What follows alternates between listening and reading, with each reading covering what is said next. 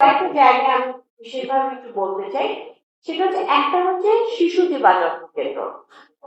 শিশু দিবা যত্ন কেন্দ্রের ক্ষেত্রে আমরা দেখেছি যে এটা সম্পর্কে উল্লেখ করা হয়েছে, বলা হয়েছে। এই জায়গাটাতে যেটা বিষয় সেটা হচ্ছে যে শিশু দিবা যত্ন কেন্দ্রের দুটো ইস্যু। একটা হচ্ছে আমি বিশেষ করে আমি গুরুত্ব আরোপ করছি, শিশু দিবা যত্ন কেন্দ্র গুরুত্ব নিয়ে কোনো আলোচনার কোনো বিরক্তি থাকার কোনো প্রশ্ন নাই এখানে। আমরা এটার গুরুত্ব সবাই বুঝতে পারছি। যেটা একটা বিষয় সেটা হচ্ছে এটার অর্থায়ন। এটা একটা চ্যালেঞ্জের জায়গা, আর হচ্ছে এটার গুণগত মান।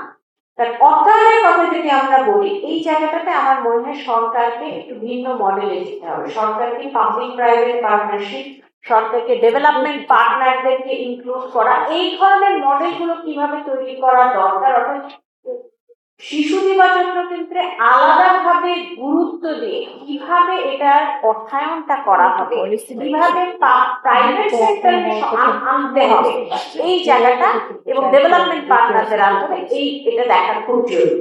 আর এটার পাশাপাশি যেটা বলতে চাই সেটা হচ্ছে গুণগত মান।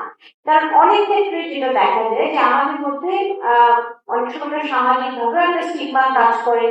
সন্তানদের ব্যাপারে সবসময় বাবা মা আমরা অনেক বেশি স্পর্শকাতর, খুব স্বাভাবিক।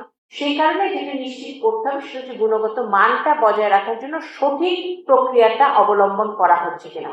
সংখ্যাটা যতটা গুরুত্বপূর্ণ তার চেয়ে গুরুত্বপূর্ণ হচ্ছে শিশু দিবা যত্ন কেন্দ্রের মতো জায়গাগুলোতে অসম্ভব গুরুত্বপূর্ণ হচ্ছে গুণগত মানটা নিশ্চিত করা, এবং সেটার জন্য সিসিটিভি ক্যামেরা থেকে শুরু করে প্রশিক্ষিত যারা রয়েছেন তাদের। এই জায়গাটাতে আরেকটা কথা বলতে পারি, আমাদের কেয়ার সার্ভিসের জন্য কিন্তু এখানে আমি বলবো যে এটা আমার ঠিক আপার রেকমেন্ডেশন, কিন্তু আমার তৃতীয় রেকমেন্ডেশন কেয়ার সার্ভিসের জন্য যেটা জরুরি সেটা হচ্ছে যে একেবারে স্কিল প্রফেশনাল কেয়ার গিভারদের আমরা কিন্তু তৈরি করতে পারি, এবং সেটা কিন্তু তৈরি করবার জন্য যথেষ্ট স্কোপ রয়েছে। এবং সেটা যদি আমরা তৈরি করতে পারি, তাদেরকে আমরা যদি এই ধরনের শিশু দিবা যত্ন কেন্দ্র অর্থাৎ হচ্ছে সার্টিফাইড কেয়ার গিভার তাদেরকে যদি আমরা এখানে আনতে পারি, তাহলে কিন্তু অনেক নারী যেমন কর্মসংস্থানের সুযোগ হচ্ছে, এর পাশাপাশি কিন্তু এই কেয়ার গিভিং এর যে ইস্যুটাকে সেটাকে একটা প্রফেশনাল একটা মোডালিটিতে নিয়ে আসা যাচ্ছে।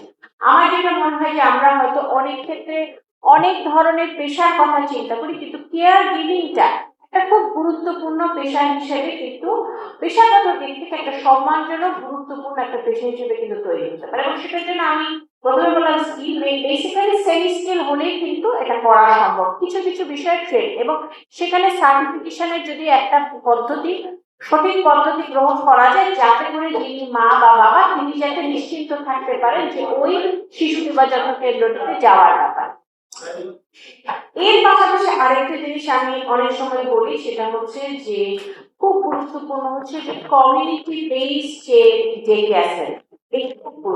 যেমন আমরা আমরা আমাদের আমরা ডে কেয়ার সেন্টারের মধ্যে আমাদের মাথার মধ্যে যেটা কাজ করে সেটা হচ্ছে, আমাকে কিছুদিন আগে একজন সাংবাদিক নারী সাংবাদিক তিনি বলছিলেন যে ম্যাডাম আপনাদের তো ইউনিভার্সিটিতে সুযোগ আছে, আমার বাচ্চাকে যেমন আমার বিশ্ববিদ্যালয় ডে কেয়ার সেন্টারের সুবিধাটা আমি দিতে পেরেছি, কিন্তু আমাদের পক্ষে তো সেটা সম্ভব না।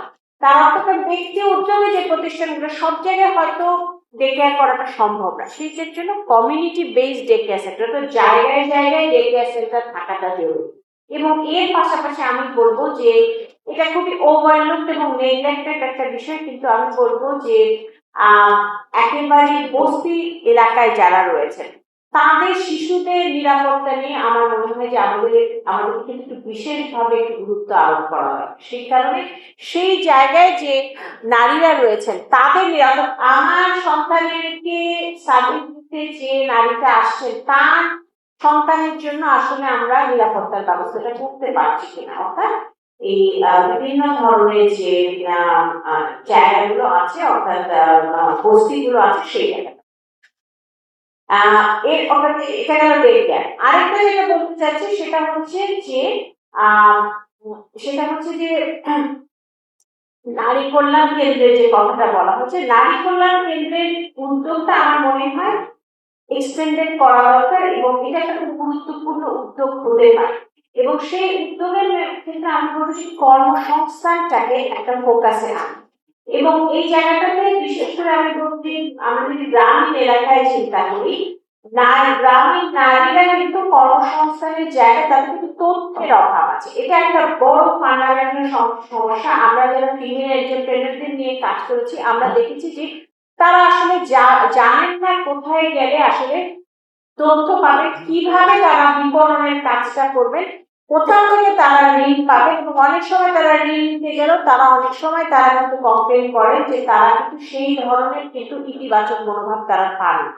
সুতরাং ওই জায়গাটা খুব জরুরি যে তাদেরকে ঋণের প্রাপ্যতা নিশ্চিত করা, তাদেরকে বিভিন্ন ধরনের ফ্যাসিলিটি যেগুলো সরকার প্রদত্ত যদি থাকে সেগুলো সম্পর্কে জানানো এবং বিপণন ব্যবস্থার সাথে সংশ্লিষ্ট করা।